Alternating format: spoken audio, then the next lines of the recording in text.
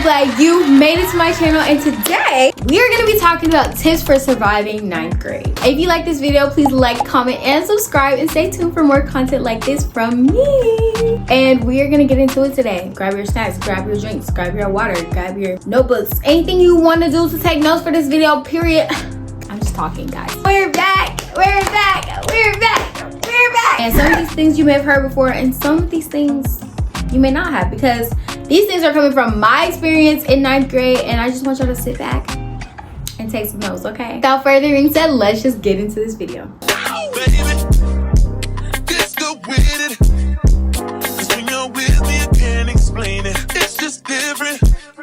Your first year of high school is that transitional period of maturity. You just got out of 8th grade, so mentally you're still in middle school, but you're surrounded by older kids, so it's showing you what the expectation is for high school students. Naturally, people aren't gonna take freshman year too seriously, so here's some tips to get you ahead of the game. All right, tip 1, start 9th grade with kindness. This is what I like to call the 5 compliment challenge. So what I recently just came up with is the 5 compliment challenge, where whether you're at cheer camp, whether you're at school, work, walking around the mall, you give 5 compliments to 5 random people you've never talked to before. The benefits of this is it helps you out of your comfort zone, helps you build your confidence. If you are an introvert, this is especially beneficial because you are kind of changing your old narrative of being like so comfortable within yourself, and you're getting outside of that to compliment somebody. And it doesn't mean that after you compliment, you're going to be having a full conversation with that person. By you giving those 5 compliments, more kindness is going to come back into your life because you sowed that seed. And it never hurts to just say, hey, I like your hair. Hey, I like your shoes. You look so cute. You're so pretty. By starting 9th grade with kindness, you're already building your reputation. You can give a compliment to people older than you, younger than you, and people are going to be like, oh, that girl is nice. That girl is sweet. She complimented. She said she liked my hair and things like that. So you're already building a name for yourself by just being kind. And let's say instead of an introvert, you're an extrovert, and you already give people a ton of compliments. Well, make the 5 compliment challenge where you do it every day. Or you add some compliments. You do 10, you do 15, you do 20. And that way you're doing more than your usual. 5 compliment challenge, that's tip 1. Tip 2 is be a girl's girl. Don't be messy, don't be stuck up, be confident but kind. The benefits of this is you can make more friends. Like, people love people that have their back. People love people that are dependable, consistent, sweet, kind, you know, down to earth, things like that. So you're meeting new people, you're making new friends. Being a girl's girl entails, you know, helping your friend out if something is slipping, if her bra is showing, or her makeup is messed up a little bit, or her hair is starting to fall apart, little things like that.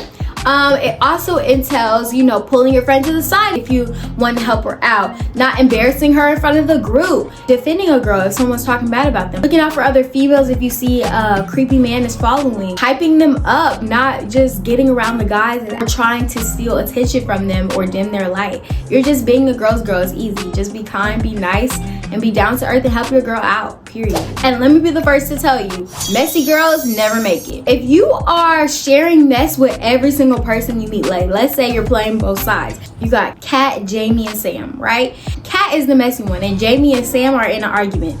So Sam is expressing herself about Jamie, and then what Kat does is she's like, yeah, girl, I don't know how she did that to you. Why is she so fake and rude and all these different things, and she shouldn't have did that to you. And then Sam is like, yeah, I don't understand why she would do that. And then Kat is also friends with Jamie. So she goes over to Jamie. Jamie's talking about, oh yeah, girl, I'm sick of her. I should have never been her friend in the first place. I can't believe she would be so dirty and snaky to do that to me.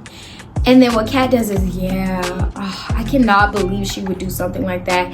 She's so horrible and rude. And why were you even friends with her in the first place?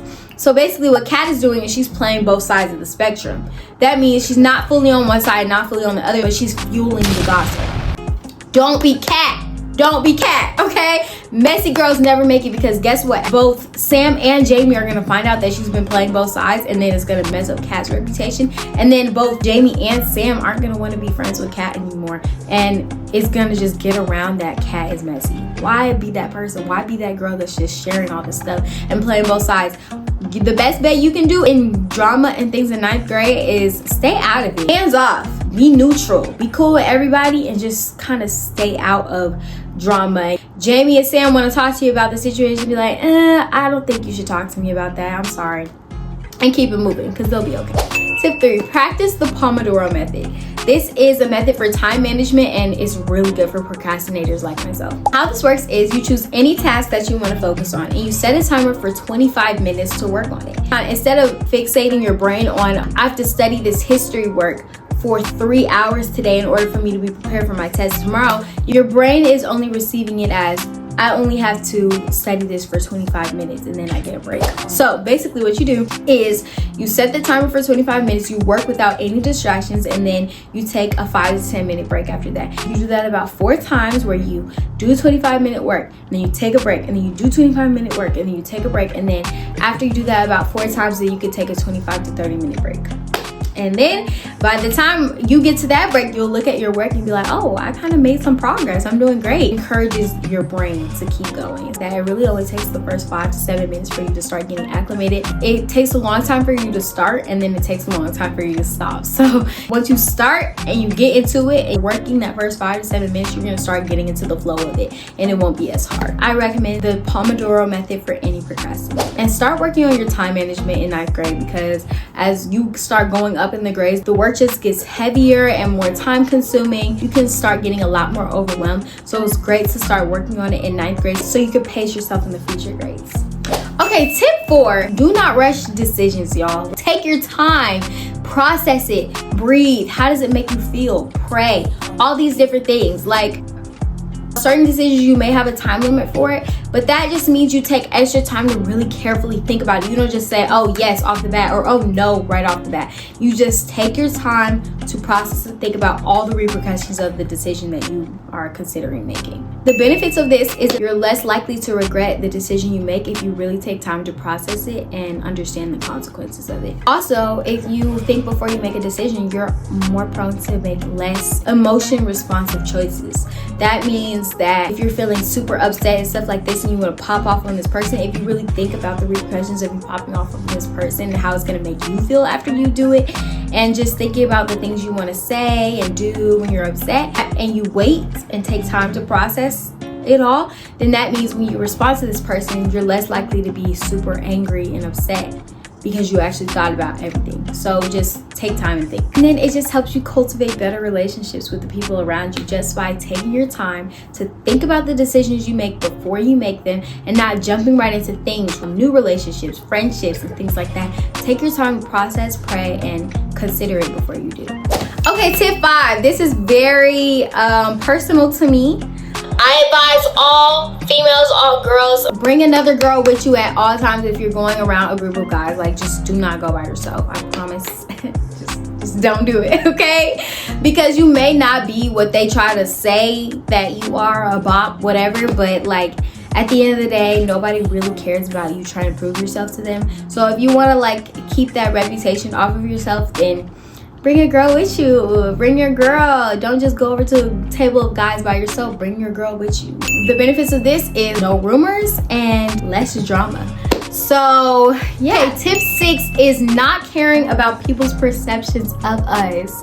This one's also very personal to me. I want y'all to know that everyone is going to have an opinion. Do what you want to do. Do what aligns to your values, not anybody else's. Y'all, we are not here to live for other people, because none of these people are going with us when we die. We're going on our own path, our own journey. Learn to take your journey by yourself. You don't have to drag people and their opinions with you along your journey. You're on your own path. You're going your own way. There may be gossip about you, but let me tell you, baby, all these people will soon be gone. I heard this one quote. It was like, in the next like 100 or 1,000 years, everyone that talked about you, had an opinion about you. I'm probably misquoting it, but everyone that talked about you, had an opinion about you, was in relationship with you, all those people will be dead, basically. Why live for them, basically? Like, what the quote is saying, like, why be so hyper fixated on what they think about you and they're all gonna be gone around the same time you are. It's not really ethical to live your life for other people, and their opinions are just gonna die with them. So leave your own legacy. Yeah, everyone will soon be gone. Like back in 8th, 7th grade, there was this social hierarchy, you know, you got the popular group and stuff like that. It's not really all it's made out to be. Once them kids leave and they go to a different school and they go their own way, everyone forgets about them. I forget about them. Everyone that used to want to be a part of that group forgets about them. They're no longer up here as they tried to make them be. So don't spend your 9th grade year trying to get in the popular group or be included and be involved and try to fit in, because all those people, they're going to be irrelevant very, very soon, and much sooner than you think, not just when you go to college. Everyone wants a reaction. Everyone wants a fight. They want you to fight to try to prove yourself to them. So let them talk about you. You do what you want, protect your peace, and silence the noise, because it's all irrelevant. It's just talking, as I always say. Tip 7, don't cheat on your work. Be honest. Y'all, like, if you're cheating on your work, you're gonna start becoming so heavily reliant on the cheating sources that you use that you won't be able to put 2 and 2 things together when you're out on your own and you can't cheat. When you get in situations that you can't use ChatGPT, Photomath, and things like that. Why get in the practice of being super reliant when you could just be in the practice of using your own brain to solve problems? Now, I get it, those certain classes you can't take, but that's why we invest in tutoring, okay? But the benefits of not cheating is it helps you in future grades when you can't cheat, such as college, when you get further into high school, and when you're taking tests and you need to use your own brain power. That's why you don't cheat. Another benefit is you get to have real intelligence and work ethic. You get to use your own brain to answer problems. That's honestly a way bigger flex than saying, oh, I cheated on my test and I got 100. Hey, I used my own brain power and I got a 70. I passed, period. God and others are noticing your integrity, and you're just building a better, good, wholesome reputation for yourself when you're just being honest and doing your work. Okay, tip 8. This one's also very personal to me. Stop watering dead plants in your garden. Stop watering dead weeds, dead flowers, dead vegetables, anything like that. Stop watering it in your garden. Your garden, y'all, like, I just want y'all to close your eyes and just imagine like your garden with beautiful, colorful flowers, a fountain, lovely landscaping, just beautiful, a big, huge garden. And then think of dirty, rotting plants in your garden that you're just allowing to keep spreading and making it look less aesthetically pleasing and start killing other plants around it. It's time for y'all to pluck those weeds out. It's time for y'all to let them go. Allow people in your life to change. Allow others to grow. Allow others to grow out of you. Allow others to change their whole personality. Allow others to be on their own evolving journey, because that's their journey.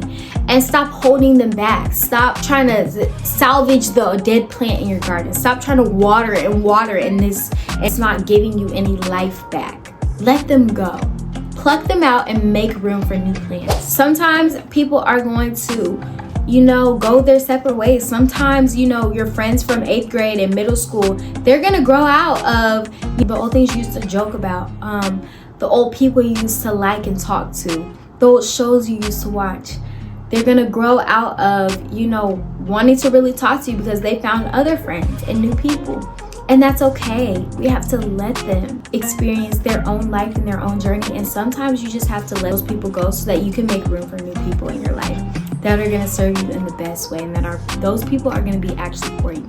If people don't like your soil, if people aren't adhering to, you, then that just means that they're not meant for you. That means you're gonna go and find some people that are perfect for your garden, that fit and they enhance your garden and make it such a brighter and beautiful place. And tip 9, if you guys don't have friends, solo date in 9th grade. Like if you're going to a new school, if you have no more friends anymore, you cut them all off, or they all left you and they all changed up, it's time for you to focus on you.